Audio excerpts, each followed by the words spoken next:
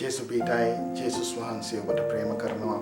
ඔබ කවුරුණත් කමන්නේ ක්‍රිස්තුස් වහන්සේ ඔබ වෙනුවෙන් ජීවිතය පූජා කරා. මේ සතියේ වැලි කතරේ දියදාරා තුලින් අපි ඔබට ගෙනන පණිවිඩය නම් අද ලෝකයේ සෑම තැනකම වාගේ භීතිය, රෝගය, වසංගතය සම්පූර්ණයෙන්ම මනස වෙලාගෙන තියෙනවා. ජීවිත බය වෙලා තියෙනවා. දොස්තරවරුන්ට උත්තර හොයාගන්න බැරුව තියෙනවා. නමුත් අපගේ එකම උත්තරය ගීතාවලිය 91යි. ගීතාවලිය 91 අපිට උන්වහන්සේගේ ආරක්ෂාව, උන්වහන්සේගේ සුවය, උන්වහන්සේගේ බලකොටුව ලබා දීලා තියෙනවා.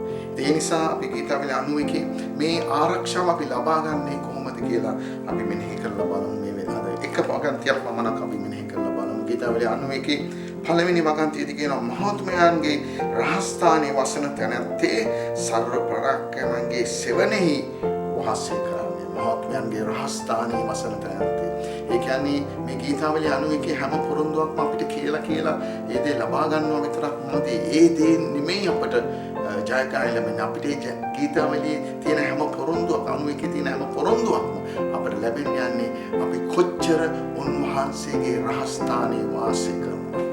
රහස්ථානයේ කියන්නේ උන්වහන්සේ සමග එදිනෙදා යාඥාවෙන් සහ වචනය කියවමින් අපි උන්වහන්සේගේ රහස්ථානයේ රැඳී සිටිනකොට, උන්වහන්සේගේ අභිමුඛයේ රැඳී සිටිනකොට ක්‍රිස්තුස් වහන්සේ අපගේ දෙවියන් වහන්සේ අපගේ ආරක්ෂාව වෙනවා. ඒ 91 තියෙන හැම පොරොන්දුවක්ම ස්වාමීන් වහන්සේ අපට දෙනවා. අද මේ සතිය අපි මෙනෙහි කරලා බලමු අපගේ එදිනෙදා ජීවිතයේදී රහස්ථානය දෙවියන් වහන්සේ සමග තියෙනවාද?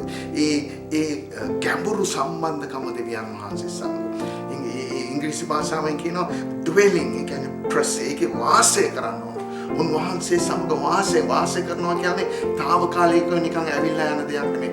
වාසය කරනවා කියන්නේ රැඳිලා ඉන්නේ, පචින්ති වෙලා ඉන්න ඕන.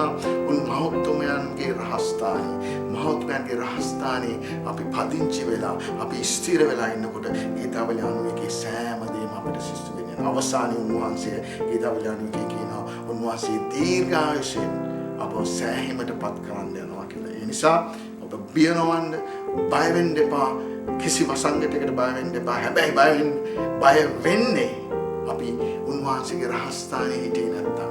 නමුත් අපි උන්වහන්සේගේ රහස්ථානයේ වාසය කරනවා. ඒ කියන්නේ විසිට් කරනවා නෙමෙයි, රෙසිඩන්ට් වීසා එකක් වගේ වාසය කරනවා නම් හැම පොරොන්දුවක්ම අපේ ජීවිතය තුළ ඇතුළත් වෙනවා. ජේසුස් වහන්සේ ඔබට ප්‍රේම කරනවා. මේ සතිය තුළ ඉදිරියට අපි හැම වෙලේම තීරණයක් ගමු.